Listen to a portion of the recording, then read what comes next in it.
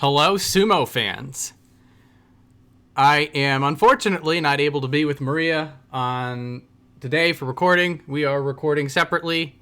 If Maria hasn't posted hers already, you can look forward to that shortly.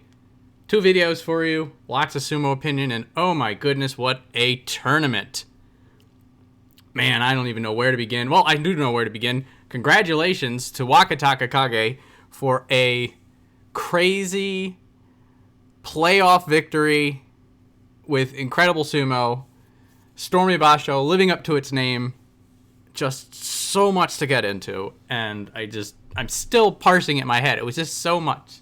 So awesome.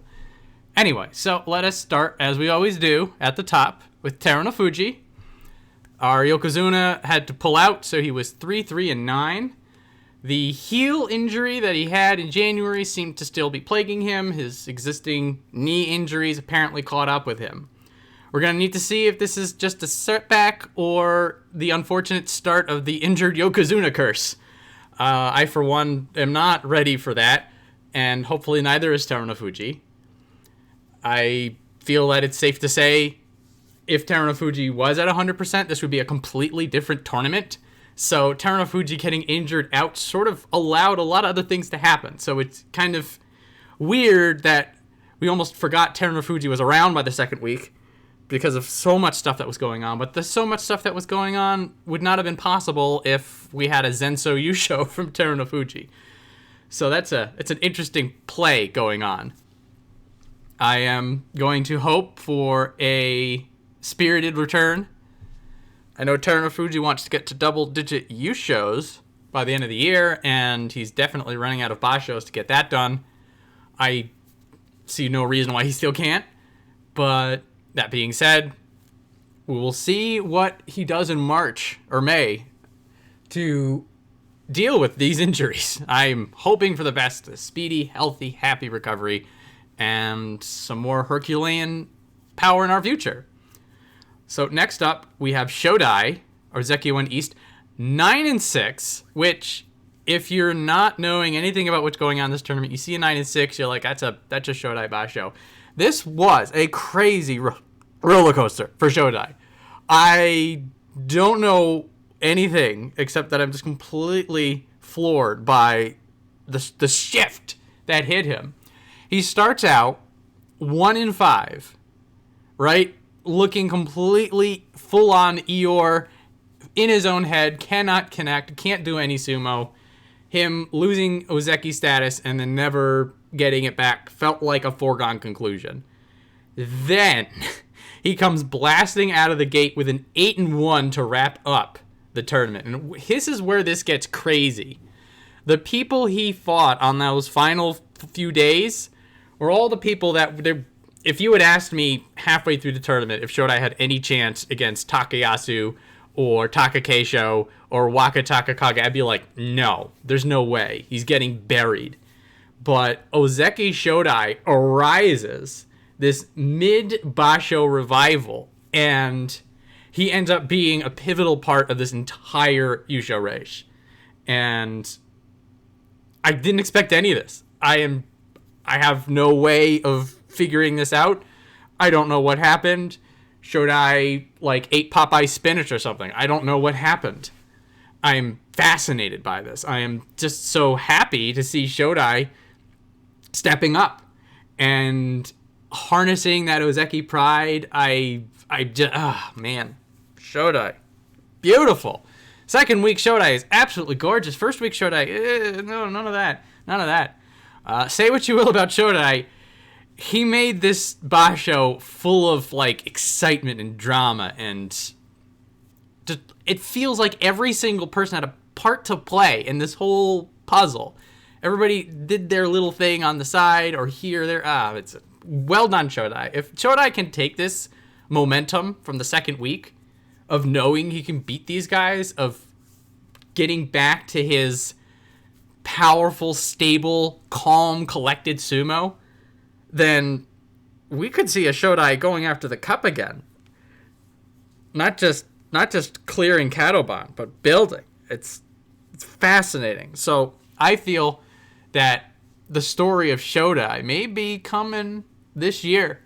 or he'll just go back into Kadoban and forget all this happened. I mean, let's not get ahead of ourselves, but just sort of enjoy what we experienced this particular tournament. So next up, Takakeisho, 8-7, also clears Kadoban. Sigh of relief.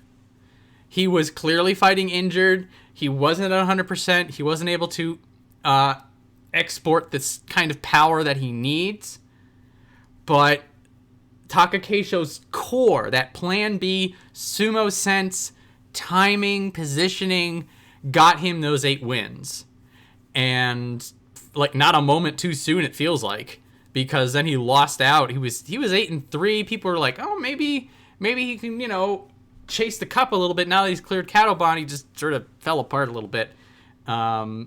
His fight versus Takayasu was one of the highlights of this tournament, and this tournament was just full of highlights. It was just star-strikingly great, and that was one of the more incredible fights. He lost, but man, he made Takayasu work for it like crazy. So glad to see Takakeisho clearing Kadoban. The 8-7, not the best, but if he was not fighting at 100%, then like it was clawed and scraped to get that 8-7. An absolute, just got to get there. So well done. And the good news, like the optimistic news, is that like all of our Ozeki are going to have like a clear mind when we're done with this. And I might as well just go over to Mitakeumi, our Shin Ozeki, 11-4. So he will pass his Shin Ozeki test. He has taken to the Ozeki role very well, I feel. He has exceeded my expectations, which I figured he was going to get 8 to 10 wins and then lose out the second week. He didn't do that. He did better. I'm quite pleased to see that. The calmness, the decisiveness of his actions Mitakeumi had showed that his promotion wasn't a fluke, that it wasn't a flash in the pan. I feel like this is a new form of Mitakeumi. With the 11-4, of note is that he's going to be top dog in May, and that may set a fire under the other Ozekis. I'm going to be interested in this play now that everybody's cleared Kadoban, now that Mitakeumi's shaking the nerves out. These 3 Ozeki, now there can be some real interesting interactions between them. And beforehand, because Shodai and Takakeisho, they were always so either physical, mental, spirit issues. They could never really build much between each other because they're usually haggard together. They weren't going after the cup. But now we've got these 3 Ozeki. They can all go after each other. They can all take shots at Terunofuji. If he comes back, there's some interesting dynamics here. Getting back to Mitakeumi, a lot of people were like back-to-back Yusho, Yokozuna runs. I think they got a little ahead of themselves. I think that Mitakeumi is still on the way, by the way. I don't think that Mitakeumi is going to fade if he keeps this kind of sumo up. I might go out on a limb and say Terunofuji and Mitakeumi for the title in May. I feel that May is going to be very top-heavy in general. We'll get to May later. But for the takeaway, I'm going to say glad to see the stable, diverse game plans. Mitakeumi, he would change the way he fights depending who he was going after. He showed the great ability to recover. Sometimes Mitakeumi gets overwhelmed, and this did happen in a couple of his losses. He sort of just throws in the towel.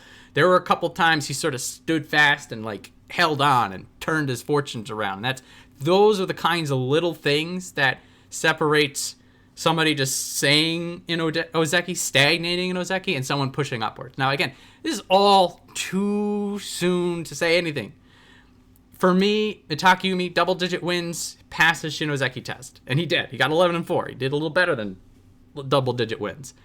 It would have been absolutely bonkers if he got in the cup. I didn't expect it. A lot of people did, and I can understand why. And again, if this core new Ozeki Mitakeumi sticks around, we may get that.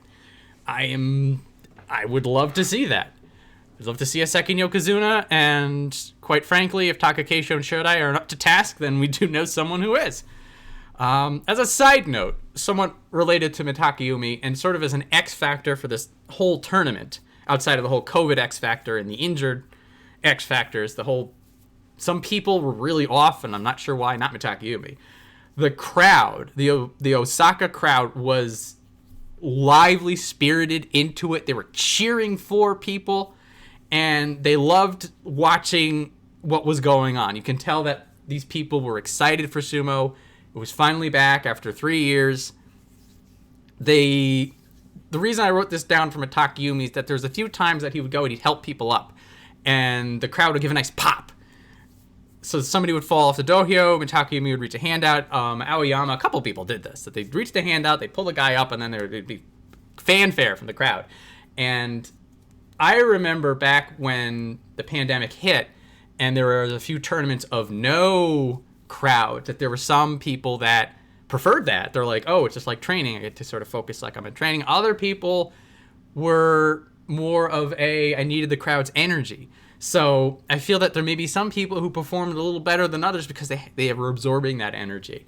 And that's something that's going to be fun to look for in the future, particularly when next year, God willing, we make it back to Osaka for 2023. And also now that the crowds are coming back in more force, fuller force, that energy may come back with it too. And it's sort of there in Tokyo, but I feel like the Tokyo crowd's a little bit more reserved. The Osaka people, they have their fun. Anyway, well done, Mitakeumi. Well done, Osaka crowd, for spirit bomb energy passing along.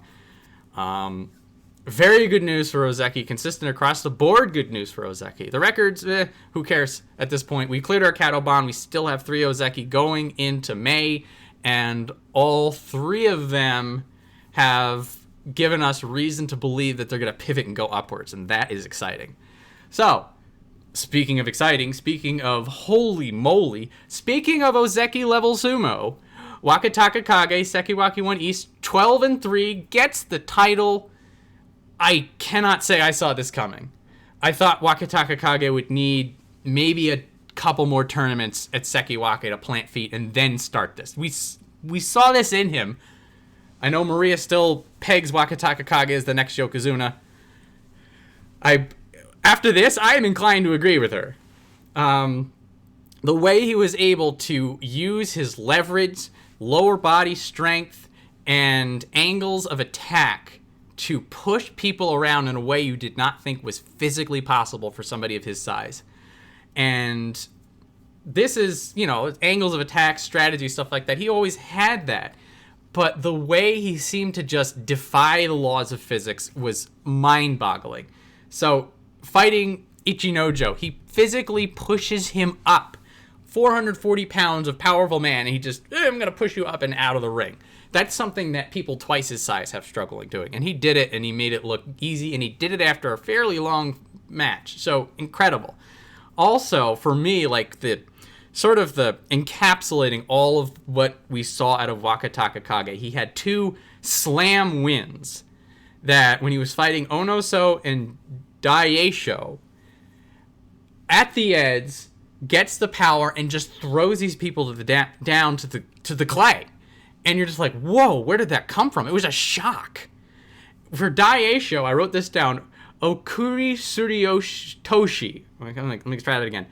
Okuri Suryo Toshi rear lifting body slam. He picks him up and throws him down like he's doing like wrestling. It's absolutely, I saw that, I'm like, what? I had to get the instant replay. I had to turn it back on. I had to watch it a couple times so it would sink in that he is that strong, that he is that confident.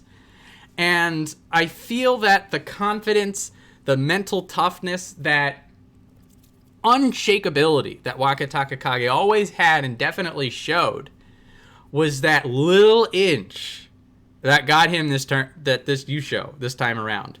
And quite frankly, every second of day 15 speaks for itself. The playoff fighting, both him and Takayasu losing, the pressure going down, the 2 of them rising up. Oh my gosh.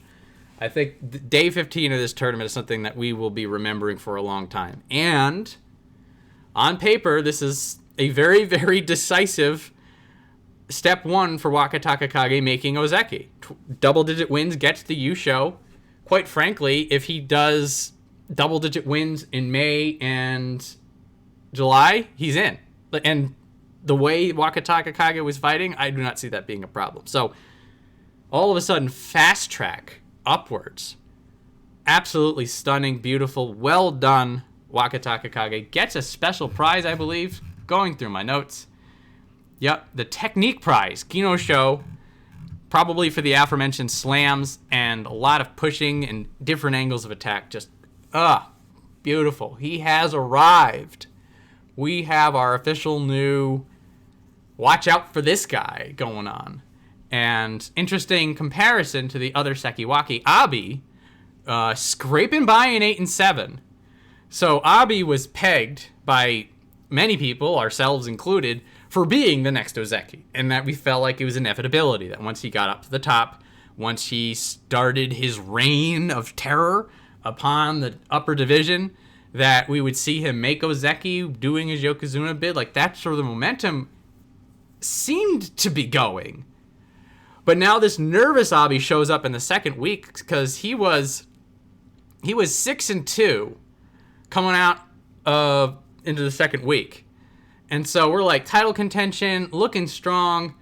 Then, like, something hits. The nerve catches in. Maybe he gets injured. Maybe he loses a little bit off of his strength.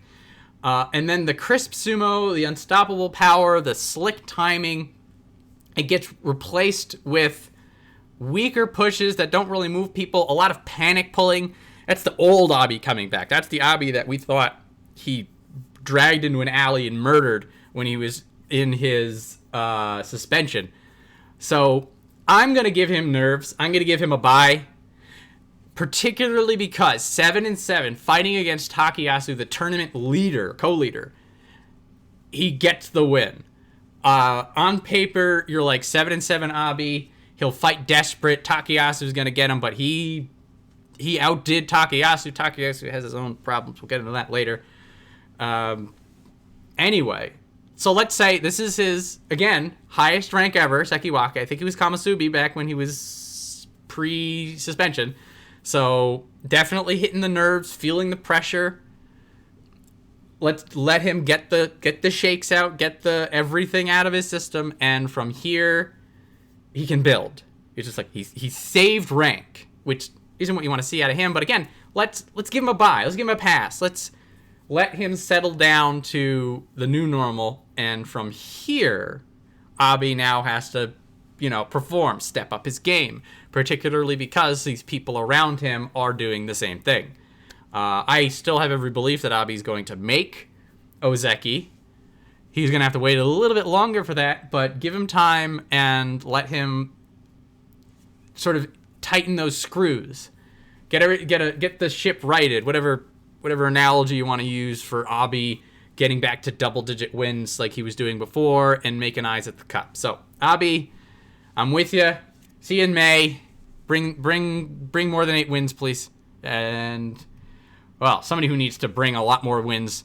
This one is a weird one. Takanosho, Kamasubi when he's 4 and 11.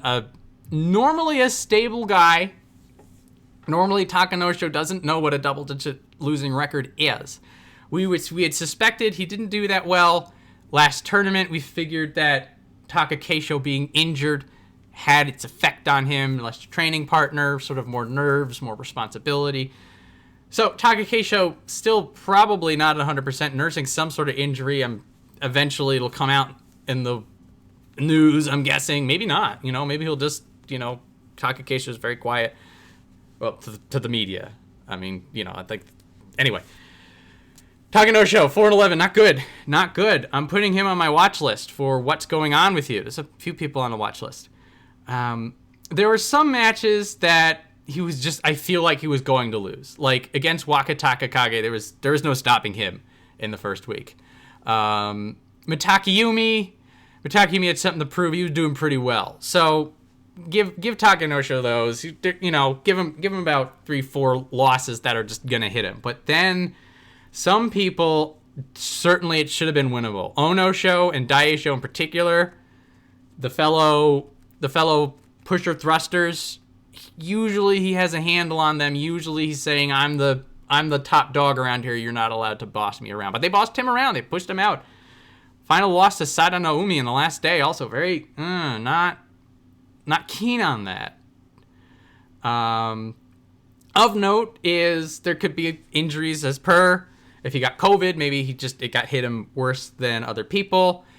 Versus Meisei, he did have that what looked like a flash knockout when he crashed into him. So maybe that day one concussion sort of threw him off his game. Maybe it sort of took some of the power off. I know sometimes when they'll get cuts on their eyebrows or on their forehead from a charge, that they're tentative for the rest of the tournament because they don't want to aggravate the injury, or it's just sort of it's in their mind that they have this cut, this injury.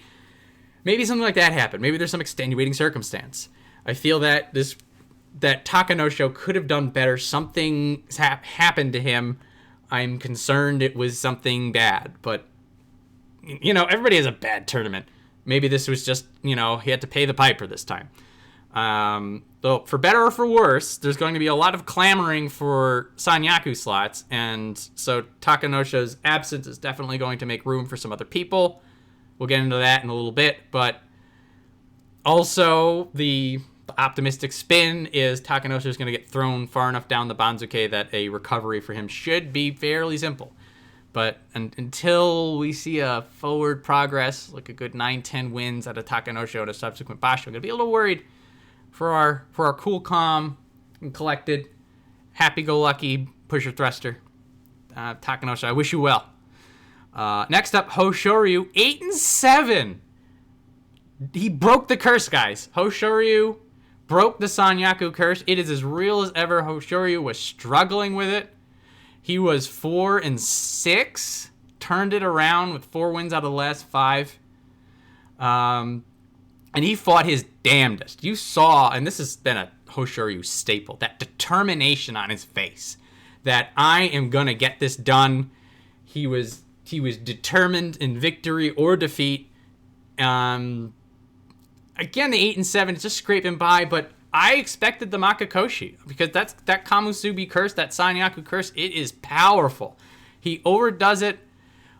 Of note, beating Kotonowaka on the last day. Both Abi and Hoshoryu did this very spectacular sort of digging deep and pulling out their best game against somebody who, on the odds, probably would have thrashed them. I was looking at the last day and I expected Abi to lose, Hoshoryu to lose, just because of the momentum from the tournament contenders. But both of them said, no, this is my win. And that's that gut, that sumo spirit we always are loving. So, well done, Hoshoryu. Also, Hoshoryu keeping it interesting. All of his matches, there's something I was like, that's pretty cool. Or he did something, win or lose. Sometimes there's something interesting is getting Ichinojo crushed down at the side of the ring. I winched. I'm pretty sure Hoshoryu wasn't keen on Ichinojo just crumpling him down to the dohyo, but he walked that off, then beat Endo and Kotonowaka. Clearly didn't bother him. Crucial wins against game opponents. Both Tamawashi and Takakeisho in prior tournaments have just blasted him into low orbit. Hoshoryu was able to deal with it with good timing, great flexibility, keen sumo sense, the kind of stuff that you want to say. So, well done, Hoshoryu. Welcome to the top of the top, the Sanyaku. He's going to probably shuffle over to Kamusubi 1 East. And it's always the case with Hoshoryu that whenever he gets a taste of something, then he's hungrier for it later. So, again, there's this whole top-heavy lot going on. We're not even in the Megashira, and there's so much going on, and it's very exciting. It's gonna make the next, I'd say, 2 to 3 Bashos very, very interesting. All right, so that's the upper crust. Next, we're gonna go to Daieisho, 8-7, also pulling it out at the edge, and that is just great to see. So, I mean, what can you say about Daieisho? That strong sumo spirit every single match. We were mentioning this on the way in, that you can't sleep on Daieisho, that if you're gonna try and take the day off, you're gonna get that loss. He did get a win over Terunofuji and against Shodai. There may be asterisks next to those, but you're not going to beat those guys even on a bad day if you don't bring your game, and Daieisho brought his game. He does seem to be falling off a little bit. on the power, the speed, the timing. Some of that may be injuries. Some of that may just be getting up there. And there's some the people he's fighting are just, younger, stronger, hungrier, want it that little bit more. Not to say that Daieisho doesn't want it. He's hungry. Every time he's 100% in, but it's just it's that little half measures and I feel like that's sort of coming in for Daieisho. It can be very interesting what happens with Daieisho and Sanyaku, because one East, a winning record, you feel like, well, he kind of has to get Kamasubi. But then as we're going to go down the list of other people who did really, really well, it's going to be interesting to see how they handle these top 4 ranks. If I had to guess right now, I'd expect there to be a Kamasubi 2, maybe a Sekiwaki 2. I could see at least 5 Sanyaku. 6 would be interesting, but I mean, do you bench Daieisho on the absolute cusp? Because he had an 8-7, and then Ichinojo had a 9-6, or Takayasu had a 12-3. It's weird. Weird math gonna go into this one. I feel like Daieisho should get back to Sanyaku just because he's right there. I don't know though. We're just gonna see. We're gonna see what happens. I mean, this is, no matter what happens, this is basically where Daieisho belongs. Like right in the mix, at the top of it, and just daring anybody to take him for granted. So I was glad to see him get those final 3 wins to scrape by on that Kachikoshi. And there's going to be more of him thrashing people in May. What can you say? I love it. So next up, Ura. 4-11. I feel like everybody had their eyes on Ura this tournament. He had a lot of trouble getting inside. Almost every match, people were slapping him, they were pushing him, they were keeping him at arm's length. Ura wasn't able to get under like he likes. Wasn't able to get his groove going. Got cracked. Got slapped around. So the 4-11, I would normally put, Takanosho as a 4-11. He's on the watch list. For Ura, I don't feel like a worry or a concern. I mean, first off, he just did what he always does. When he loses, he gets up. He's just like, he got me today. Smiles, bows, goes away. The crowd loved him, adopted him. And again, that's the X factor of the crowd. I mean, it didn't really help Ura, but it definitely, there's that energy. Everybody liked him. I feel like Ura's happiness is infectious. So, like, I see the 4-11, I'm just like, no big deal. This is best possible rank. Let him take a tumble down. He is in that meat grinder, that top 4 Megashira. So, this kind of thing can happen. He just needs to, get knocked down a little bit, go back to his winning ways, and then he'll be back in the mix before we know it. Hope his injuries are fine, as, similar to a number of other people, like Terunofuji. Those knees are time bombs waiting to go off. I hope nothing like that is going on. He just had a bad time of it. I'm not really worried about Ura. Just looking forward to more Ura Sumo, that beautiful pink belt. And less getting cracked around maybe. We will just have to sit on that one. So next up, Ichinojo. So there's a few people in this tournament that I feel did really, really well, but they're like, it's sliding under the radar. There was so much going on. There's a couple of radar slippers. Ichinojo is one of them. So the 9-6 and losing the final 2 days definitely didn't help this. The one thing that Ichinojo did that kind of scared me is his Tachiai got very fast. He was outgunning people off the get-go. So it's Ichinojo already terrifying when he's got the aggressive, what we call the Haruyama versus the Snorlax Sumo going on. And kept that aggression, kept the pushing forward. Couple of matches, but I'm just going to hand wave those. 2/3 of the Ozeki he beat. Beats Abi. Beats Endo. A couple people he has trouble with. And showing great sumo spirit even when losing. The final match versus Tobizaru was fascinating. Because when Tobizaru started his spin move on Ichinojo, I'm like, this is done. He's going to get spun out and ran out. Ichinojo kept up with him. That's not something you expect out of him from prior experience. It's that speed. That's the little X factor that may turn Ichinojo up an extra notch. And here's where the Sanyaku gets a little weird. Megashira 2 with the 9-6. Is that going to be better than the Daieisho with the 8-7? Is he going to get the extra Sanyaku slot? Is it going to be Kiribayama a little lower down? Is it going to be Takayasu with the 12-3? This is where the Banzuke in May is going to, I'm just going to be counting the seconds until the end. But I would say, like, this level of sumo, what Ichinojo is doing, he keeps doing this.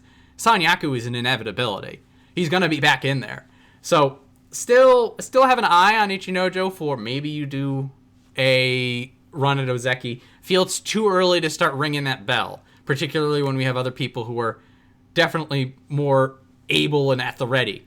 But that speedy, oh my god, it's terrifying. I'm pretty sure, like, versus Takakeisho had a very rough start, but, like, on the replay, like, Ichinojo was on there and inside before Takakeisho could react. Now, there's, you know, you could break that down to all heaven about how Takakeisho probably playing it a little safer versus Ichinojo based on past injury. Takakeisho already established to not be at 100%, so maybe if he even had the timing, Ichinojo had it, but he was just, whoosh! Hands were in there, grabbing him as soon as you blink. Oh, man, Ichinojo, keep that up. Whatever that energy is, bring it with you, and you're just going to start demolishing people, and it's going to be great.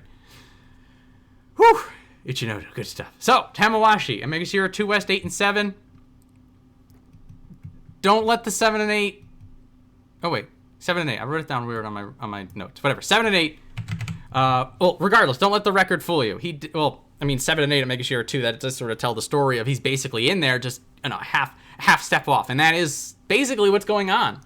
Is that this guy is showing his power, showing his resolve, the aggression. Everything we like about Tamawashi is still there.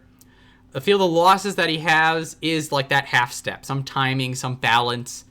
Makes a small mistake. The kind of stuff that he's really is not going to be able to change anything with. It's not going to be the kind of thing you can refine. Interestingly, during the interview with Wakatakakage, they had mentioned that Tamawashi said, I want to go train with Wakatakakage and pushing, and Tamawashi was flattered by that. And so I took that away as Tamawashi recognizing the new energy and then trying to take it into his own. So the dramatic Terunofuji win, first off, like, I feel like he could have packed his bags right then and there. Because seeing that big Terunofuji just sprawled over the ground and Tamawashi looking down at him, I'm just like, oh, that was a great moment. Particularly, I mean, that's the kind of stuff you just mentally pack away. Sometimes, like, you want to take a memory and, like, frame it. That's one for Tamawashi, I feel. He did an arm lock throw on Ura that almost, like, knocked out a dude on the side. Because, like, Ura did that somersault. Like, all this stuff that Tamawashi was doing. A Nodowa on Daieisho that nearly folded him in half. Tamawashi still has that power and drive. And to 7-8, the losing record may... Well, I think, personally, it means nothing. I can see him leaving... I can see the Banzuke staying at 2 West for him. Or maybe going, like, 3 East, like, barely moving. Because I feel like the Kinboshi alone. Also, victories over... Well, he did beat Shodai, which is a Ozeki victory. It means that you can't ignore Tamawashi. He's here. He's going to mess with you. The similar energy to Daieisho. I feel that the both of them are like, well, you know, maybe they're not going to be Yokozuna anytime soon, but they're going to... If you think that you can be Yokozuna and take them for granted, you're going to get cracked. Keep that up, Tamawashi, I say. Excellent stuff. So, next we go to Onosho. So when you have these, like, these powerful records, you do have these, I guess somebody's got to take the brunt of it. And for Ura, that was some of it. For Takanosho, that was some of it. Weird, I was looking at Onosho, I was going through my notes, and I was just like, he did well. And I was sort of like, well, then he fought Wakatakakage, and, well, Wakataka, he was having a good time of it, you know. And then you go to, you know, versus Mitakeumi. Yeah, Mitakeumi, he was in the run. He was doing pretty well. You look at Takakeisho, he just, like, you know, Takakeisho just has that sumo sense that Onosho doesn't have. And I kept going through the list of all these people. I'm just like, the conclusion I'm getting for Onosho is like, oh yeah, he's doing well, but the other guy was better. And that feels like that's the story of Onosho for now, is that it's not that he's bad, it's that the competition is that fierce. And Onosho just needs to step up his own game. Because I feel that what Onosho has been doing over the last couple of tournaments has been good. It's been, you know, positive. He's shoring up his weaknesses, though the bad overextension and some balance work was sort of his Achilles heel, as it always has been. But when he's able to sort of either compensate for those or doesn't have those show up on matches, he will win in those battle of wills. Like he beat Takanosho, like I'd mentioned before. So give him the credit that he's of this level of sumo. He's just starting to get drowned out by everybody else's talent, which is a weird sensation. I think Onosho still needs that little something that we always compare. Well, I compare Onosho to Kiribayama, and that the two of them were both that sort of the same story as they're good but not good enough. And once they get that little something, they'll be great. I feel that where Kiribayama is sort of on the way to greatness, Onosho is still finding his way. But Onosho, you still got it. You still got the power, the swagger, that energy. It's in there, Onosho. I believe in it. But the 6 and 9 means you're going to need to wait a little bit before you can start cracking people's faces. I had some hope for Onosho. It's fine. He'll be back. He does need to sort of get a bit of urgency to him, but it's fine. I have other people to worry about, like Meisei, Megashira 3 West, 1 in 14. What happened? Extreme disaster. I don't. So, has to be an injury. Has to be, I think I remember hearing something about like a tailbone bruise or something like that. There was something very wrong with Meisei. This was not Meisei. This is not the guy who was Sekiwake and scraping by with an 8 and 7. This is a guy who is like Meisei's stunt double who doesn't know how sumo works. It's like an episode of Quantum Leap that Scott Bakula goes into Meisei's body and has to fight the tournament while saving something. I don't know. That's a dated reference probably, but anyway. This is a big old mess that Meisei's found himself in.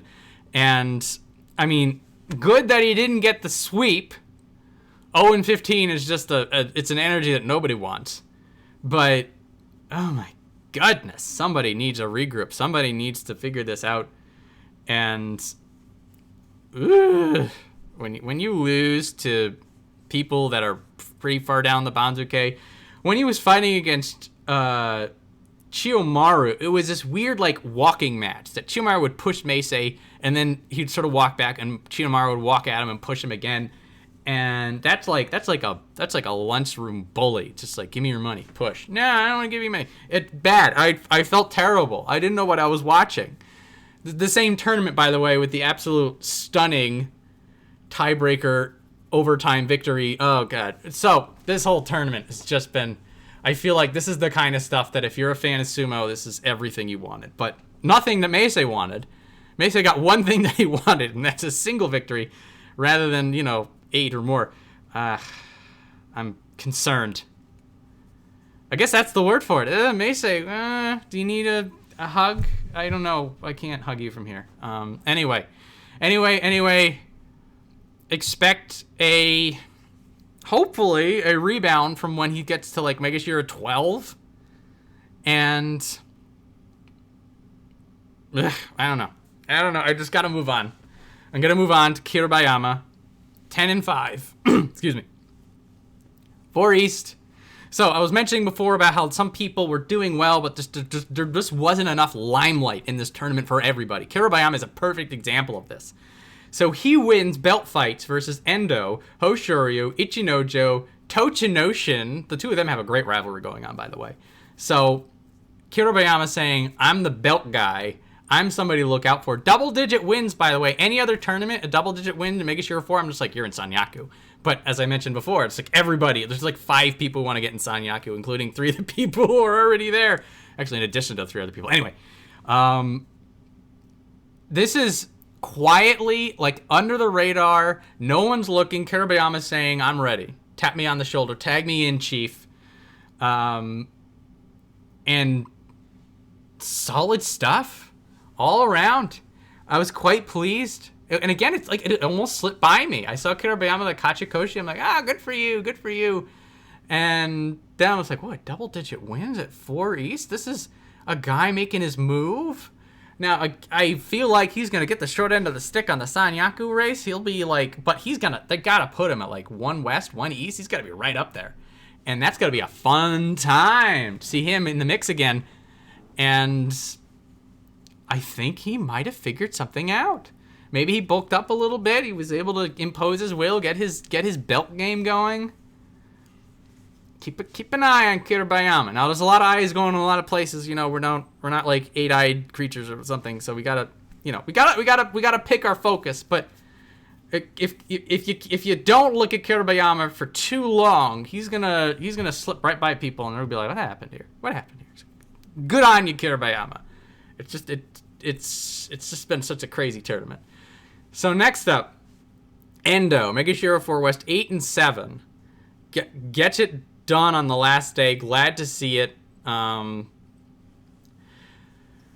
liking this Endo consistency that's been going on. Now, weird to say consistency with an 8 and 7, but a lot of the fighting spirit and the grit that he's been showing, it's starting to make me get some hope that like that wishy-washy, easy come, easy go Endo is sort of gone, and that he's sort of like, I gotta get going. Like there's that urgency, and the endurance is a big point in this. Now, Endo always had this, but 3 times he's fighting somebody with a powerful Tachiai. Takakeisho, Hokutofuji, Tamawashi. Tamawashi on the last day, by the way, so when you're bruised and battered.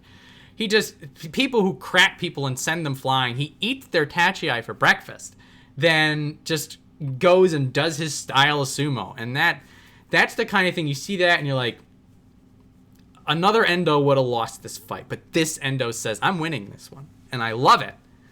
I feel that this is Endo's speed, the 8 and 7, the 9 and 6, the 7 and 8, so it's going to be a slow move upwards, particularly when we have this logjam that's about to start for us.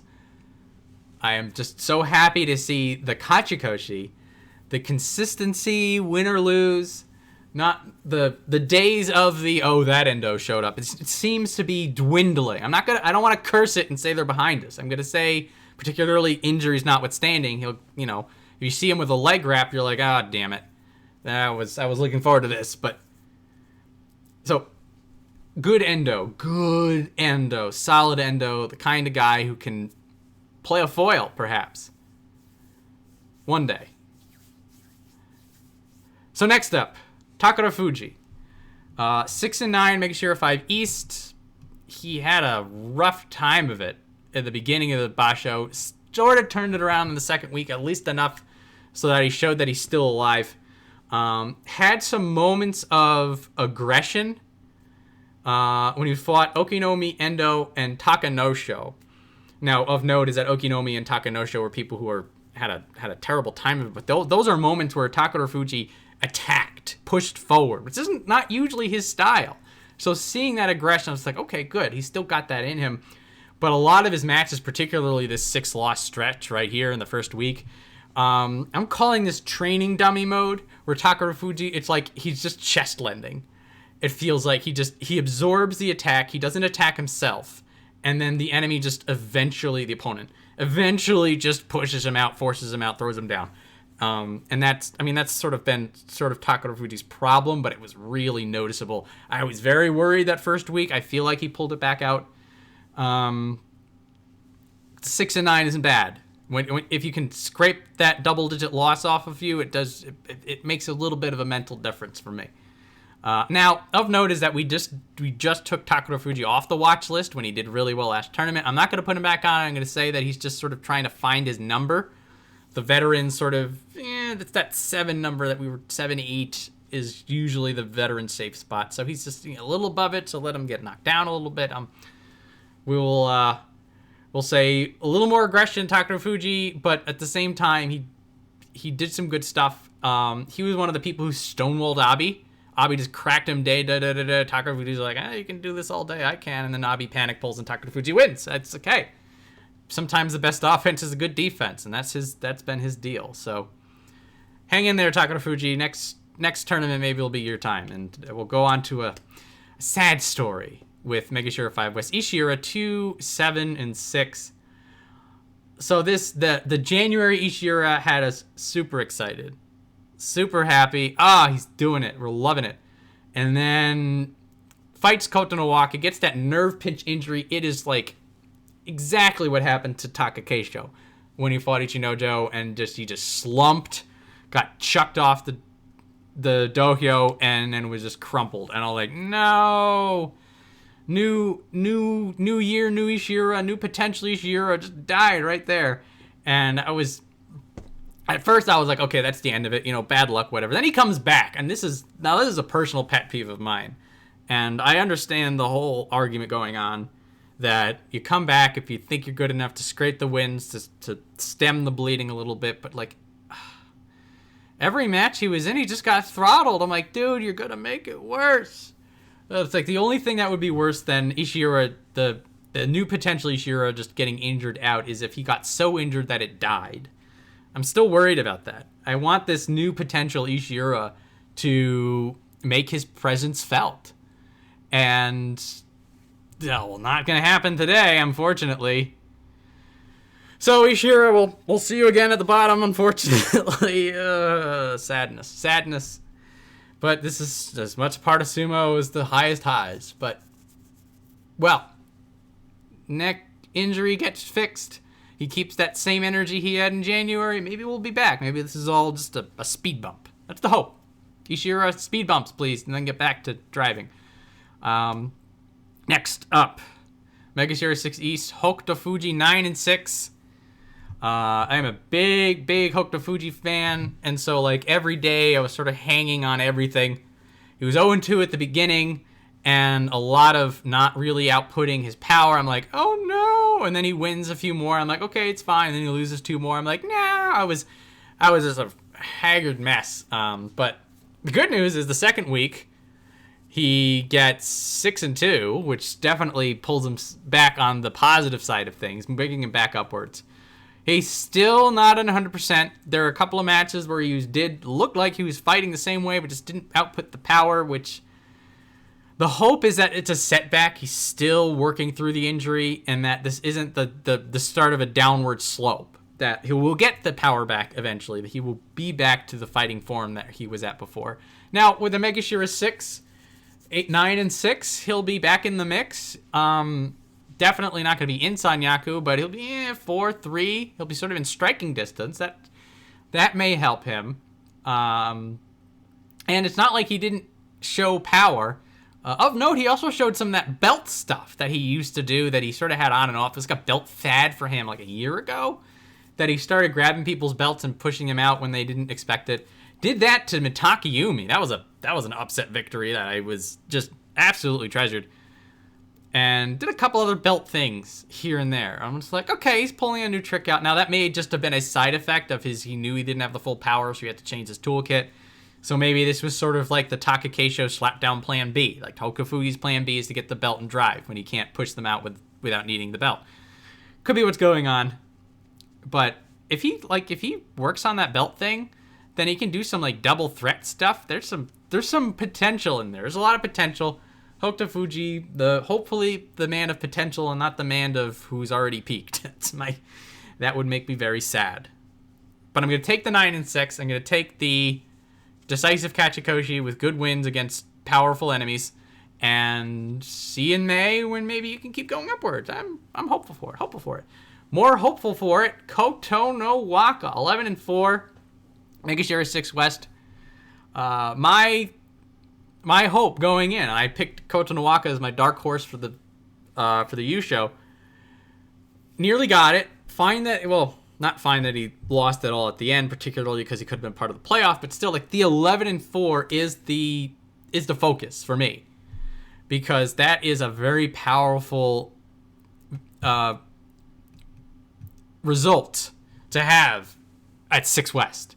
It's proof that his dominance on the belt, his ability to flop over, to push sumo, the versatility in his attacks, it's the stuff that we saw, particularly when he started. Like, he got injured, and then he fell down, and he came back up. He got injured again, he fell down again, he had some issues, and then he came up, and now this time it's pushing upwards. So, Kotonowaka, please don't get injured anymore, and if you keep this kind of energy going, he's going to be in the mix with everyone else, and he's super young. That's the big positive, is that he'll be doing sumo for another 10 years if we're lucky. And if he's already at this level, then that's a pathway to success. I'm just great to see him. I believe he also got a special prize. Yep, the Fighting Spirit, the Kanto show, well earned. All of the Fighting Spirits went to the final 3 contenders, and I would agree it's all well earned, worthwhile. And Kotonowaka, keep that energy. Keep doing exactly what you're doing.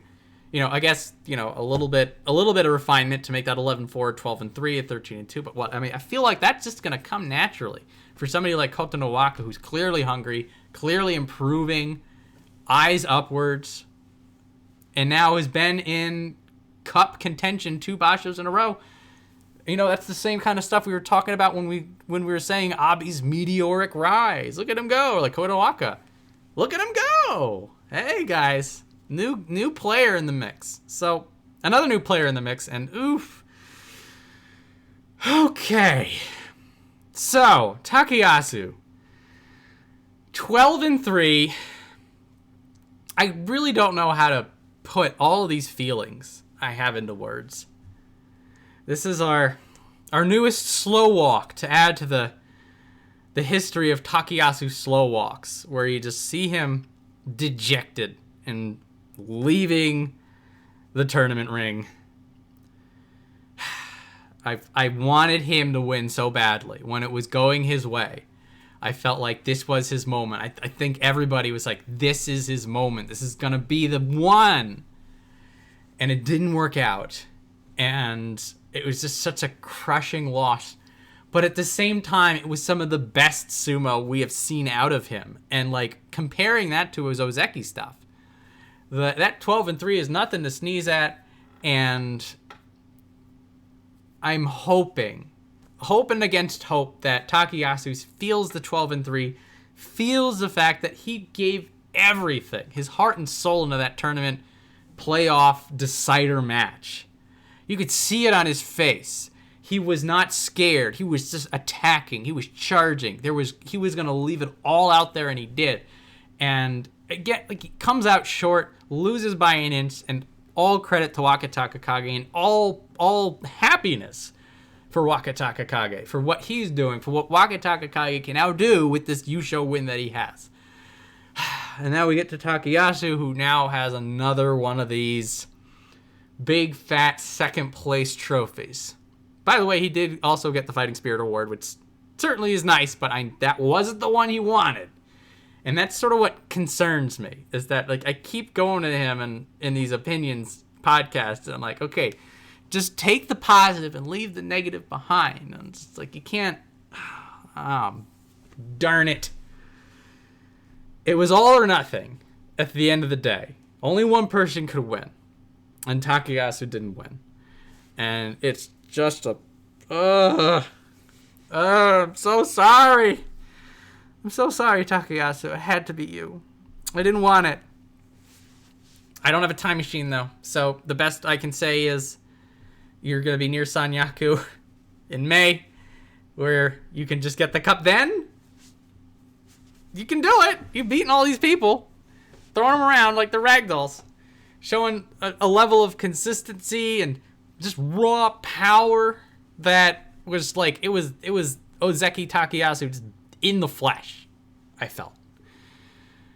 Well, no, it's really only time's going to tell us what's going to happen on this story. And until then, just love Takayasu, remember him as he is. So speaking of somebody who needs a regroup, man, I'm getting all emotional. Okinoumi, Mega Series 7 West 5-10, did pull it out. He was 1-8. Okinoumi was in that disaster list. I think the 5-10, he sort of pulled himself out of the tailspin. I'm still not liking it, because something that was very un-Okinoumi was that there was multiple losses where he was caught leaning or off balance. Like, usually when Okinoumi loses these days, it's that half step behind. It's just somebody's a little faster, a little stronger, gets their technique going a little bit before he does. But there's a few one that he was just like, there was just a slap down, it was the pull down, it was the shuffle, kind of stuff that normally Okinoumi doesn't fall for. And I'm a little concerned. I don't know if I'm watch list concerned, because again, he did turn it around. He did get some wins. Now, of note is that he won against Meisei, Ishiura, Akuwa, and Takanosho on the final stretch. So, if nothing else, I am the least concerned about him out of our list of concerned people. So that's something, I guess. He's on the bottom of my fears compared to other people. And maybe it was just, maybe he gave it his all and his all just wasn't good. This was a crazy tournament with a lot of people fighting well out of their minds. That's something to keep in mind for all of this is, some people were just tapped into some unknown wells of power. And, Okinoumi didn't get the invitation to go tap into the well of power. So maybe that's all that is. He just showed up and was like, hey guys, we're here to fight regular sumo, right? And then everybody's just like, no, we're going to go Super Saiyan on all of this. And he's just like, I didn't prepare for this. So, gonna just let Okinoumi lose this one. Just keep it going. And we'll check back in at the end of May, I'll say. So, he's on the list to be on the watch list. So he's not on any lists yet. I'm worried, but no list. I'm not writing any names down for Okinoumi. Oh man, look at this whole chunk of just 5 and 10 veterans right here that I'm not worried about any of them. You know what? This is the you did bad, but I think we're okay group. I'm gonna go with that. So you did bad, but I think we're okay. Number 2 is Chiyoshoma, 5 and 10. So no, I'll admit I love watching Chiyoshoma win or lose.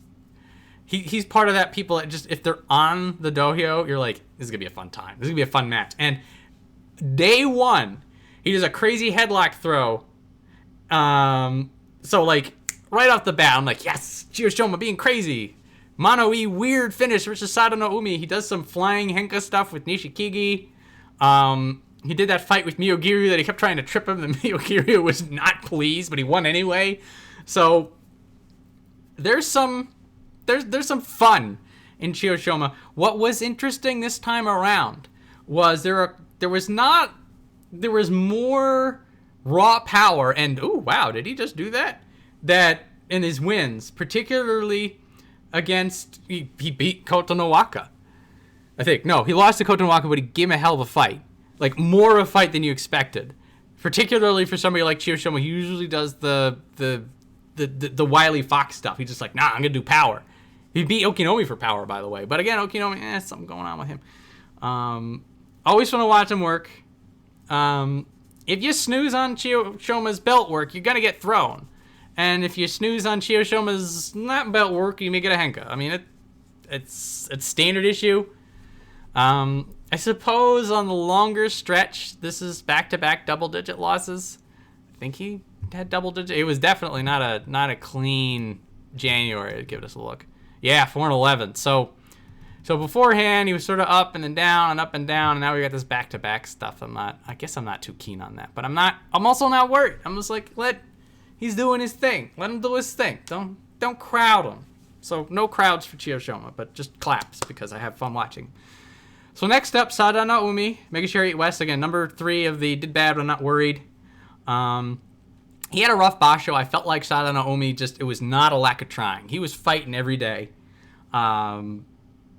It was more that this was more of the half step, more of the, somebody hit him a little harder or a little faster. Got a win off of Wakamotoharu, who was fighting incredibly well. That was that fighting spirit. Got a hold of Tobizaru and said, you're not doing any nonsense with me today. Very impressive. Good stuff. Got out-muscled when he fought with Aoiyama. Got out-belted with Kotonowaka. I think he got slapped out. But so that's the half behind. So I just feel that Sadanoumi, he proved his mettle already, that he belongs at the top. He's the veteran who's returned. May need a few rungs lower before he's comfortable. Because the last tournament, he was a good 9-6, I think. And he was double-digit Megashiro. So that's that 9, 10, 11, I think, is the Sadanoumi sweet spot. It's good. So he's a little lower down, but it's good. Everything's good. Got some good stuff out of him. I'm happy to see him back, honestly. Still, looking at him, it's I'm going to get him for a little longer, aren't we? I hope so. Oh, good stuff. So Sadanoumi, more 8-7 next tournament. Get them wins. I believe in it. So Tobizaru next up. Speaking of wins, he gets his annual Kachikoshi, like I was talking about before. Paying the piper there. 9-6 was also a nice mix of stuff. So like Tobizaru did some conventional sumo this tournament, which was like quite welcome to see. And now he's still did the weird stuff. He's still Tobizaru. He did the merry-go-round with Ichinojo, which is great fun to watch.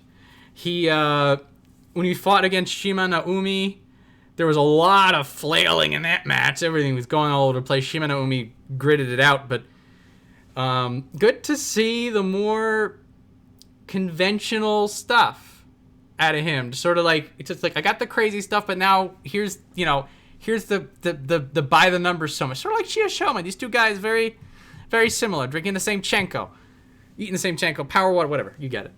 Tobizaru, good stuff. The 9-6 means he's going to go back up, and that means that he gets a little bit more cushions when he gets his next 5 bashos of Makakoshis. That his slow trickle down will be nice and comfortable. Well done.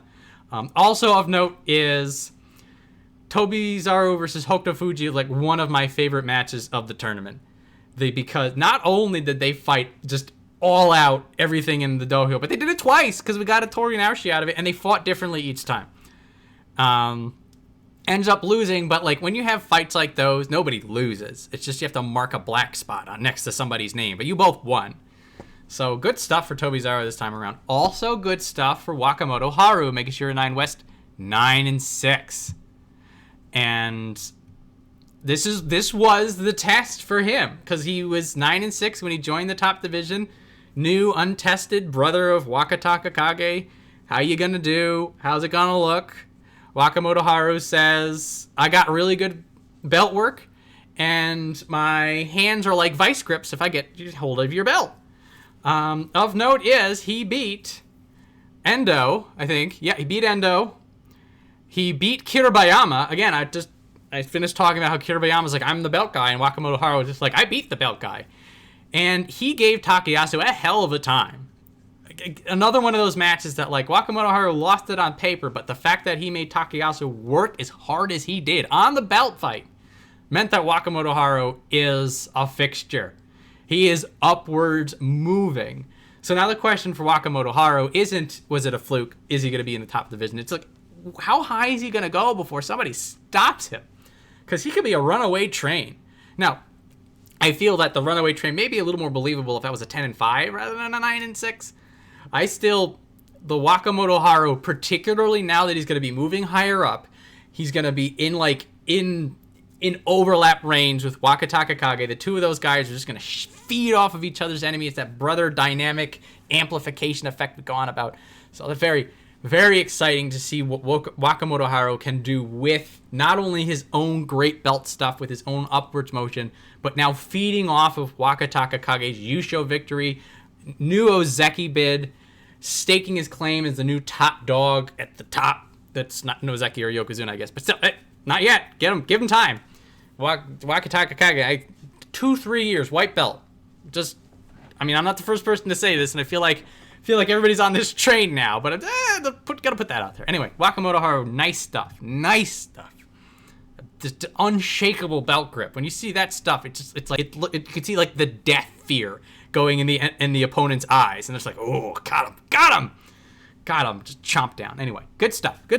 So next up, Shimanoumi, 10 East, 8-7, showing some good aggression, some sumo sense on top of his grit base. So Shimanoumi, feel like now his injuries are at least manageable, and was able to do that hold fast that I love watching him do. That people are pushing him back, and he just leans over, he grits in, like goes like iron defenses, and then they can't move him, and Shimanoumi reverses momentum. In addition to that, he showed against the little guys, Tobizaru and Terutsuyoshi, the ability to stay focused, to be forward moving, to be on the attack, to be actively keeping these guys at bay and then getting the wins. And that is like, you see that, you combine it, it's like when you see these new puzzle pieces in play, you're like, ooh, this is a winning formula. It's like what I was saying with Ichinojo's speed on the Tachiai. You're just like, that's new, or that's something that's manifested in a very positive way. So still 8 and 7 is not a huge leap upwards.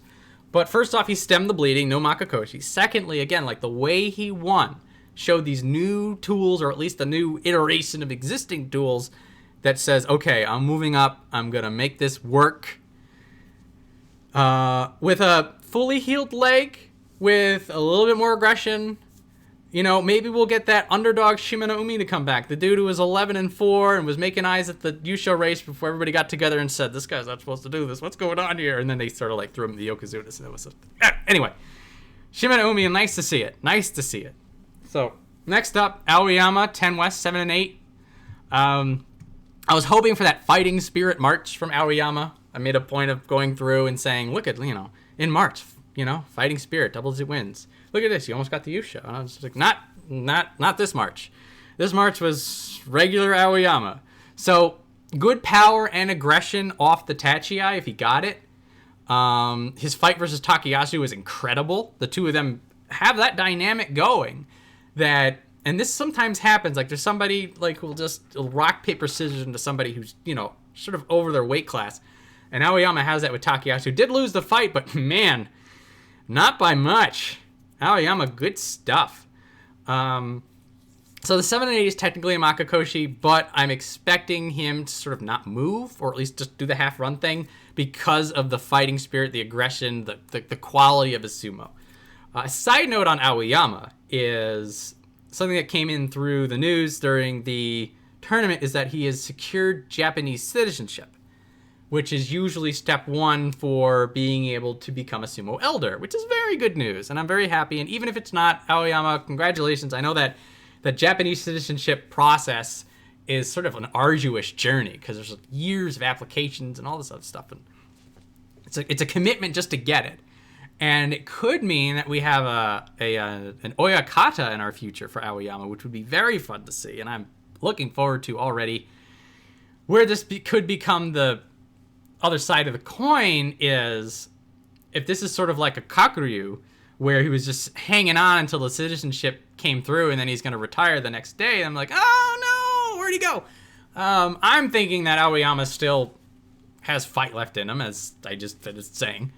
I can see him hanging on at least until he's gotten his elder stock stuff fixed out. If that's the path he's going on, this is the sort of the assumption. You don't really bring this up in the broadcast unless that's what's going on. But, an interesting development. If nothing else, it's one thing to take off of his mind. Now he can sort of have that focused career path kind of a thing. When I'm done with this, I got to go do this and this and this and this, and that can sort of help you focus on the here and now as well. I'm interesting development for Aoiyama. We'll see what happens with all this. But again, the 7 and 8, not bad. Not an 8 and 7. Daieisho, they gave him Daieisho a little dirty, but the 7 and 7 stuff, I got to stop harping on about that, or else I'll never stop talking. Anyway, so Myogiryu 7 and 8. He pulled this back out. So he started out pretty fine. He had that 1 and 3, and then it turned into 3 and 5, and then it was just like, oh, Myogiryu, what's going on here? 7 and 8 at Megashira 11. For Myogiryu, somebody who we are expecting doesn't belong here, that's a problem. That's watch list. That is, Myogiryu, you've got to get it together because you can't keep doing this. So Myogiryu, like, and just the veterans in general, sort of like getting beat on that half second, like that's an inevitability. I was on about this with Tamawashi, that like it just that little edge, that's the thing that sort of gets dulled the first thing. It was different with Myogiryu this time around. There was an uncharacteristic sluggishness and like really slow reaction times, and like the kind of stuff that like he is caught out. And in a way that we didn't expect from Myogiryu, who's usually pretty hardy and usually has a good focus. Like what I was mentioning with Chiyoshoma just kept kicking him. So like Chiyoshoma would have an advantage, or at least a stalemate, would give it up to do like a leg trip. Myogiryu would block the trip and then would charge forward to punish Chiyoshoma for doing that, and then doesn't do anything. Like loses that opportunity, and I feel like different Myogiryu would have punished better and gotten that win. But as I was saying before with Okinoumi, maybe everybody just had they got the special power water, and Myogiryu had the regular power water. Also, a 7 and 8 isn't terrible. It's not a 5-alarm fire. It's a this may be a problem. It's a you shouldn't be doing this at Megashira 11. We will. He's officially now. He's starting to get near the bottom. Not like that, but Myogiryu also up there.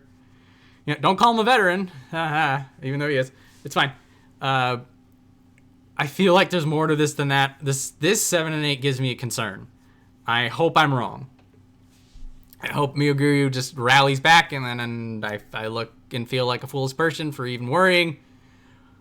I await to be proven wrong, I suppose I will say. So next up, Terutsuyoshi, 11 West, 8 and 7. I would call this a standard issue Terutsuyoshi Basho. Some good stuff, some bad stuff, some weird stuff, some head scratcher stuff. Got the freebie from Chiyotairyu, which probably got him that 8th win. Hey, guess what? Luck's part of the game too, I guess. If luck gets you an injury, maybe luck gets you that crucial winning record. For good stuff, some good resolve on matches where he got cracked but kept going, particularly versus Aoiyama. Aoiyama just wailed on his face for like a solid 6 seconds. The Terutsuyoshi just kept going in until he got in and got the win. Some good stuff. One against Wakamotoharu, and I just finished talking about how he's the guy in the up and up. So, able to out-wily the guy on the belt. Very good stuff to see. Did a nice pose. I always like seeing Terutsuyoshi with like the stylish, accidental, cool guy pose stuff that he's good at. There was nothing in this tournament for me that felt like a turning point. Now, the 8 and 7 is always good because that, means you're moving upwards, and that's what we want to see. We want you to stop that bleeding. I didn't see anything, I would say, what I would call out of the ordinary. I didn't see him do something or act in a way that I'm like, that's that extra piece. So, like, for Shimanoumi, it was that aggression. It was that moving forward. I'm like, that's a new piece of something. No new pieces for Terutsuyoshi. This isn't particularly a bad thing. Because, again, a winning record, whatever you do to get 8 and 7 has to be something more good than bad. And it could just simply be the fact that Terutsuyoshi is a Megashira 10 guy. And this is where he belongs, and so he'll get the 8s and 7s and the 7s and 8s, and he'll just stay at this part. Sort of bad news if you wanted that Terutsuyoshi of old, who was sort of on this upward swing and was leg-picking Ozeki. Some of that I feel is like once you get figured out, then, your bag of tricks is sort of an open book rather than a bag. I don't know. I just like seeing him. Throw that salt, do some crazy stuff. Add a little bit of controlled chaos to this formula just to keep it interesting. No real problems, I guess, but if you're looking for improvement, if you're looking for this guy's gonna make his break, gotta wait till May for Terutsuyoshi, I'm afraid. So, making a break, I'll be optimistic. You know what? Kotoeko 9 and 6, I'm gonna say this is your time. I have no way to back this up. But he was finally able to sort of like get that small man, strong man sumo.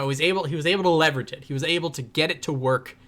Well, get it to work 9 times, frankly. And like I was saying with Terutsuyoshi, if you have a winning record, something you're doing is working, particularly here in the top division where, there's no room for error. There's no weird silliness. You can't get away with dumb things. You can get away with henkas, I guess, but enough on that. He was able to push people around that were bigger than him, which was always sort of his problem, particularly when he fought Nishikigi and Chiyomaru, people who are bigger and usually bullies, got him, in the past, would get him backing out, and Kotoeko was able to get the power felt. The X factor for the 9 and 6 versus 6 and 9, he had multiple edge reversal throws where somebody would have him moving back. He would plant at the edge, pivot, and chuck him. And first off, great highlight reel stuff. You want to see that. And secondly, like, those are solid wins. That's decisive wins. You start doing that enough times, people are going to start second guessing, get the mind games going. Very optimistic. Very good stuff. He got a couple bloody noses for his troubles, but that also shows the grit, which you kind of need when you're one of the smaller dudes, because you're going to get cracked and you're going to get smacked around, particularly if you're trying to get inside and low. There's a bit of blood this tournament, not too much, but more than none, I suppose, which is, I guess every tournament has a little bit of blood, but there's a few times this time around. I don't know. Felt a little bloody, a little crazy. I loved it, but, you know, you see the blood, you're like, yeah, I guess we're fighting. Guess the contact sport. If he keeps with the throw timing, if he keeps able to impose his will the way he did this tournament, this may be the base, the foundation for the upward build. I want to hedge my bets on Kotoeko. I like this guy. I feel like he's been struggling. I know sometimes he'd seem lost. Sometimes it feels like, you know, sumo isn't his jam. And this time around, that's a strong argument for maybe Kotoeko knows what he's doing. He just it's the execution at the end of the day. I don't know. I ain't in Kotoeko's camp. They don't talk to me about his innermost thoughts and desires. But hey, get him. Go get him, Kotoeko. Do some more edge throws. It's some good stuff. So, next up, Chiyotairyu. It's time for the Chiyo pain train, unfortunately, looking at this cluster we've got going on. So, Chiyotairyu, 7 and 8, gets the losing record. I think the 7 and 8 is going to spare him a little bit. Now that we're a little bit lower down, I'm going to start talking about whether people are going to be leaving the top division as we go. The standard issue Chiyotairyu, I guess, for this time around, he did have a surprise lift out against Kotoeko on the first day. That Kotoeko was inside, and Chiyotairyu, very uncharacteristic, very welcome to see, picks up Kotoeko and just escorts him out of the ring.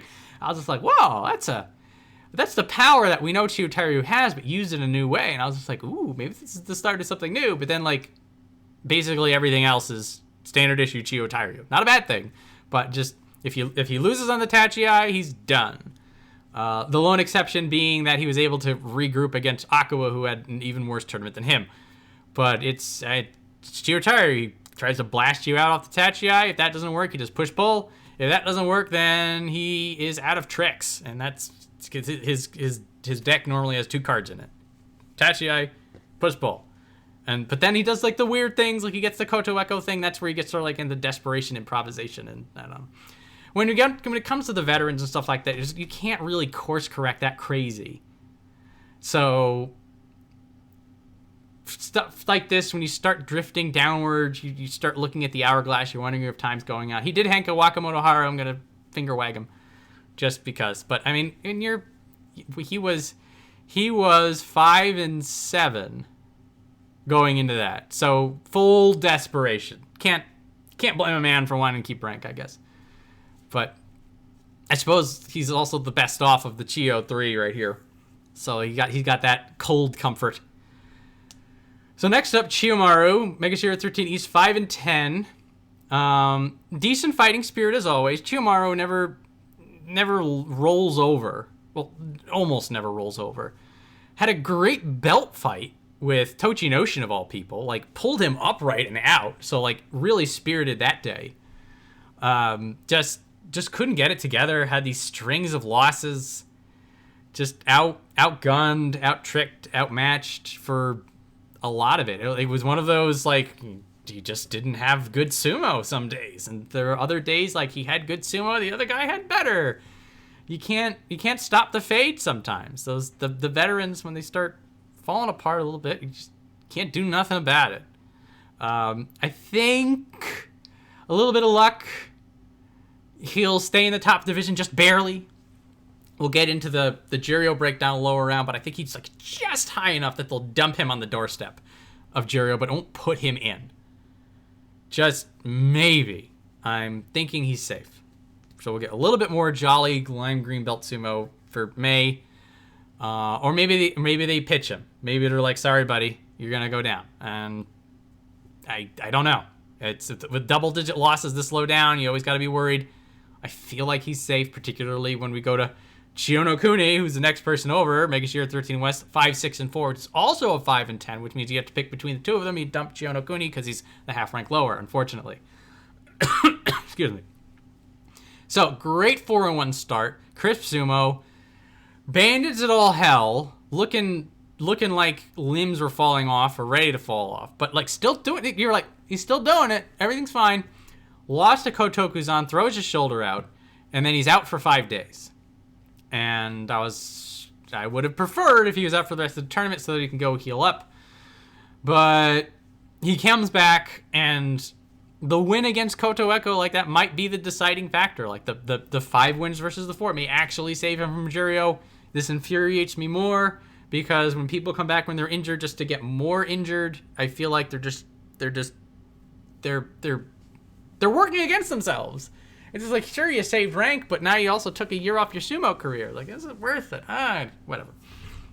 Again, a complicated discussion that I'm oversimplifying just because I don't like seeing these wrestlers get absolutely throttled, and then I'm afraid that they're gonna just have an unrecoverable injury and retire because they came back and they tried to scrape those extra wins. Anyway, sort of a sad story for Chiyonokuni, just perpetually injured, and there's no real way he's gonna get out of it because he just seems injury prone, and he's also just completely hobbled together with like half a mummy's worth of gauze.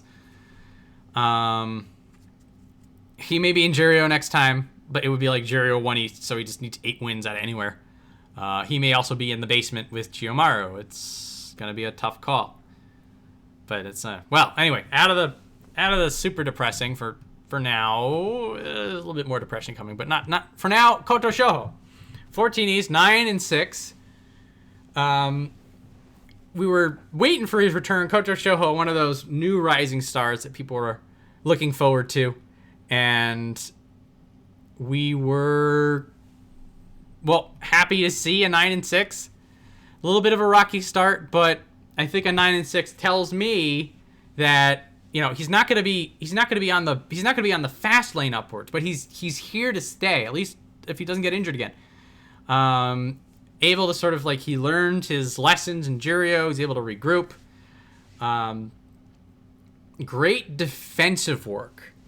The ability to recover from bad positions and then sort of salvage the match was the deciding factor against Chiyomaru. Off the rip, he does this. Kotokuzan, he's able to sort of withstand the attacks. Kageaki, he reverses entirely, which is really to his benefit. He just got inside Kageaki, but like that foundation, the ability to, even if I'm off the pace, I can rebuild and leverage into victory, shows real good potential. Solid, decently solid sumo otherwise. From here, it's similar to what Wakamotoharu proved in this tournament, and that, you know, your second time back, the first time you get rid of your nerves, even though, you know, second time back, but first time in a while, you get it. So will he build in May, or will he tread water? Will he launch? Will he go back down? There's a lot of interesting questions, but the takeaway immediately is that, like, he's Division 1 material, at least in this lower area. He's proven his mettle. Now, what will you do from here, Koto Shoho? Will you make your rise? Is this your time? Can you get some of those tapings off of your legs just to be a little less injured? I don't feel so concerned, but that may be just tape that he has forever. I don't know. Anyway, well done, Koto Shoho. Welcome back. We missed you. Oh, next up, Takayama had another rough, can't get the Kachikoshi Makakoshi of 7 and 8. Yeah, he was 7 and 5, and then just couldn't get it done the final 3 days. It's unfortunate. So I'm not as torn up about this as I normally am. Sort of still the mixed bag with Takayama, but some of his wins showed a patience and sort of a focus that Takayama always seemed to struggle with, particularly against Koto Shoho, Chiyoshoma. The kind of like, ooh, if Takayama can get out of his own head, can sort of work through his injuries, like, that's the Takayama that was, like, lockstep to go higher and better. And that was the guy that sort of is underneath this shell that is just full of injuries and bad luck. Now, that being said, he's still 7-8. He couldn't put it together. It's a spark of brilliance, but he had this real, like, rickety knee power sap stuff going on, which I don't really feel good about.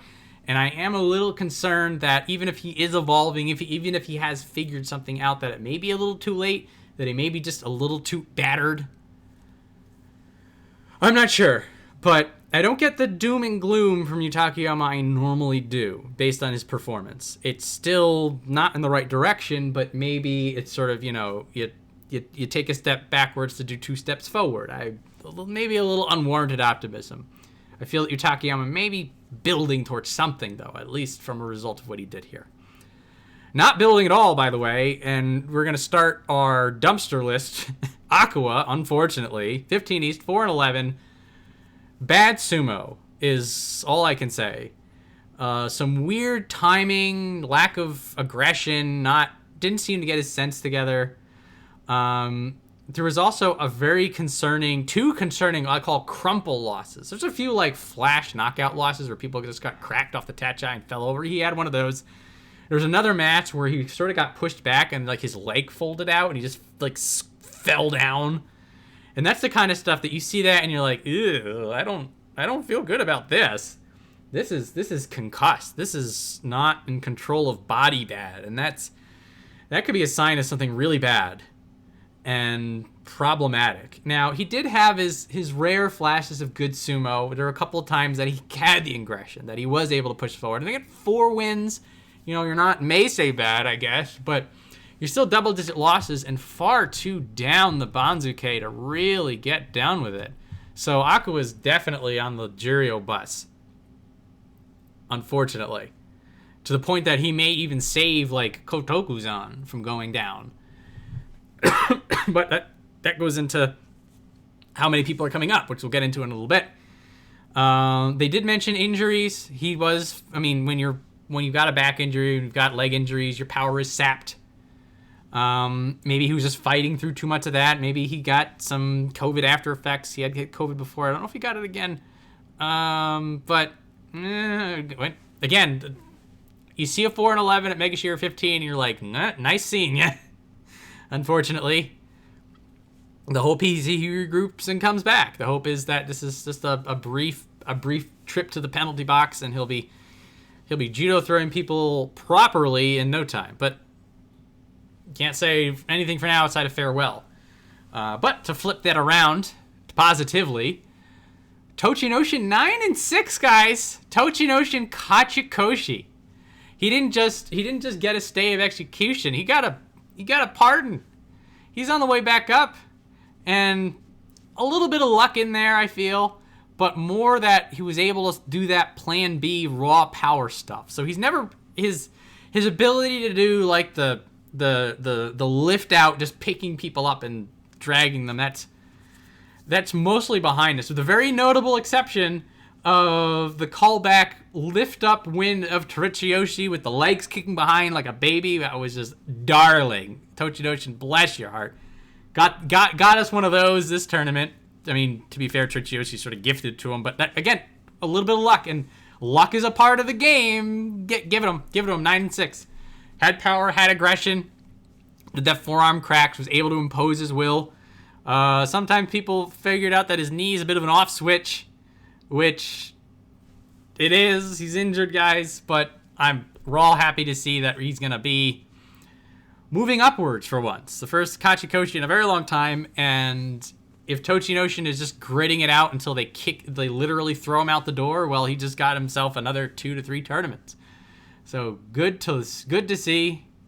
And yeah, he got his Kachikoshi on day 11. So like not just scraping by, very comfortable 8-3.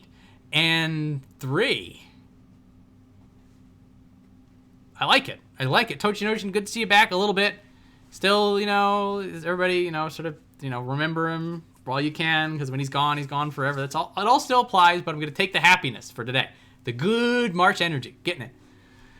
Somebody else getting good March energy is Nishikigi. Welcome back. 9 and 6. Very nice. Welcome back, Kachikoshi. Very, very nice. Haven't seen him in a while. And what he's shown us is very nice. Very, very cool. So, we'd mentioned that Shodai has that anti-physics engine in his Tacha. He's able to just stand up, and then no matter how strong people knock into him, that Shodai is just able to just eat it. Nishikigi has Shodai's anti-physics engine. And it is fascinating. Because Nishikigi is sort of, it seems like he's a build and attack kind of a guy. So, like, if you give him his moment to set up, he'll be strong, good on attack, good on defense, good on belt, good on pushing, all-rounder. And so, Takayama, Aoiyama, Myogiryu, people usually pretty strong. Myogiryu, again, shaky this tournament, but it's not going to take that away from Nishikigi. Just stood them up off the Tachiai like they didn't hit him at all and then just imposed his will. So, it seems that whenever he's not able to get that setup, usually people, if somebody was super fast or they were able to sort of like outwit him, outmaneuver him, that's when Nishikigi had the issues. But like those are fixable problems. That's just timing. That's just fine tuning those edges. So there's a lot of potential in this Nishikigi 9 and 6 that I am seeing. It's a lot of optimism, a lot of now that I'm back, I'm gonna make up for lost time because a couple of years ago, Nishikigi, well, maybe not a couple of years ago. I'll look at it. I don't care. Nishikigi was on the up and up, and then he had this very slow, tragic fall down due to injury or just didn't have it. This fascinating sort of here to stay Nishikigi performance. Let's see where this goes. Let's go on a journey with Nishikigi to see how high up this sumo can get him, because there's some good stuff in there. So Kotokuzan, as I mentioned, 7 and 8, a little too low to start doing Makakoshis. Shaky, definitely the top division nerves in a couple of matches. You can see he looked a little lost, didn't really have that. It's his first time up, guys. Let's not be too rough on him. The 7 and 8 may put him down in Juryo. I feel like if there's 3 people coming up, like I think there could be, there may be 4, then that's Kotokuzan getting the curtains, unfortunately. Like, if it's 2, then you just go Kageaki and Aqua. I don't know. Maybe you go pull Chiyo no Kuni. But Kotokuzan he is at the mercy of the Banzuke at this point.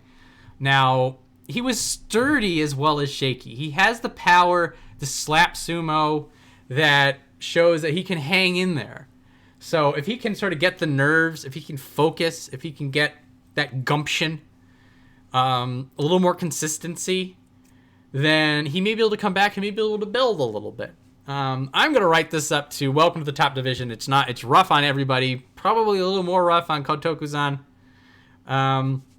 Give him some more time in Juryo. Let him build up. If he comes back stronger, I feel there's enough potential in there. I don't know how high it'll get, but definitely to get a mainstay, a mid, rank and filer, regular can be in Kotokuzan's future if he can get it together, if he can piece it together, which that's, we've only seen the one tournament. I feel like there's this wealth of potential, just as wide as your imagination for him. I'm getting this super optimistic vibe out of him, but I mean, not with a 7 and 8, you don't, unfortunately. You're gonna go down to Juryo, but I feel like he'll be back. Kageyaki, however, 17 East, 7 and 8. Still can't plan B it consistently, anyway. If he doesn't win the Tachiai, if people breach him, he can't get out. Now, he did do that against Takayama, so there was an exception. Like, there's one time he was like, oh, we got inside Takayama, drove him out. I was like, that's interesting. Let's keep an eye on that. Chiyotairyu, he did a reversal. Again, like, anytime somebody who doesn't have a plan B shows a plan B, you're like, interesting, good. But he was 4-1, but like he was winning in the same way that he won before. And I was just like, I don't know if this is just luck or maybe he's able to impose his will. And then he has a 6-loss streak, and I'm like, nah, same old Kageyaki, unfortunately. So the revival of Kageyaki's potential, like the untapping of his power, of his focus, not here yet. So he's back. He's 100% back down in Juryo because he is the lowest record with the Makakoshi. So Kageyaki is sort of just, he dipped his toe in the top division and he's going to go back down. Now he'll be still in striking distance, Juryo 1-2. So he does another 8 and 7. Maybe he'll be back. Maybe he just does this like hippity hoppity thing that he goes back and forth between Juryo and Megashira, which I'm not too keen on. Not because I don't like Kageyaki, but because I feel like Kageyaki is like 1 or 2 breakthroughs away of just unleashing the power. Maybe I'm dumb. I don't know. I want to see it, but Kageyaki isn't showing it, so we can I just gotta wait. I'll play the patience game. I'll go check out Nishikigi's rise to power, I guess, in the meantime. Sort of just distract myself. And I'll check in on Kageyaki every other basho. I'm just like, you do anything cool yet? You do any reversal throws? You got a little, like, surprise belt work? I'm leaning over like I'm talking to him. Whatever. Anyway, Kageyaki, see you later. I do want to see you later, but definitely not going to be in May. Finally, bottom of the rung, Ichiyamamoto. Oh my god, 8 and 7. You can't do it like this, Ichiyamamoto. You can't be 3 and 7 and then scrape it together in the final 5. He's playing with fire, guys. I like him. He's got the tall push sumo. He's also like, whenever you see a push sumo guy who can do belt stuff, like it feels like you feel like they're on the inside track to success. So whenever I see that, I'm like, ooh, he's got the thing. He figured the thing out. He doesn't have that weakness they usually do. But then he does this desperation panic pulls. It's the same thing that Abi was doing, I guess. That he pushes forward, it doesn't work. He just starts pulling. That's even worse than not being able to push them. And then he just gets these losses in matches that, if he did something else, he probably could have won. And like ultimately, the problem becomes that if he's going into the last 5 matches needing to win out to just stay in the top division, like there's a panic, there's a lack of control over your own fate. And now, I'll say it again, luck is as much a part of this as anything else. He just barely got it done against Hidenoumi on the last day. It was close to not being there. And, if you get that half inch, then that's yours. He's still back in. He'll be Megashira maybe 16 in West next time. Still has the same problem, but if all he needs is time and exposure, then I guess he's getting it. I guess he's got the way forward. But yeah, Ichiyama, stop pulling, please. Please stop pulling. Do belt stuff. That's cool. Do push sumo. That's cool. Do some slick, like, I don't know, sidesteppy. Work on it. Come back to me. Don't let me tell you what to do, but just have some show and tell in May with a new couple of tricks, and I see a 9 and 6 without even a breaking a sweat. So that is our top division. Special prizes, as we mentioned, Kotonowaka, Takayasu, and Wakatakakage, in addition to providing some of the best sumo we've seen in a tournament, have gotten the fighting spirit and technique prizes for their absolutely stunning performances. I saw those 3 and I'm like, yep, those are the 3 who get the prizes this time. They all deserved it. They all earned it. They all should be very proud of how badass they were. And Takayasu, we're like, I don't know. I don't want to think about it. I'm moving on. We were all moving on with this. Takayasu, which is 12 and 3, really good stuff. That's what I'm gonna say about that. And got the fighting spirit prize. That's what matters. So popping over to Juryo, we have Oho 10 and 5, Azumaryu 10 and 5. Welcome back, Azumaryu. Hidenoumi 8 and 7. They're probably gonna give him the nod.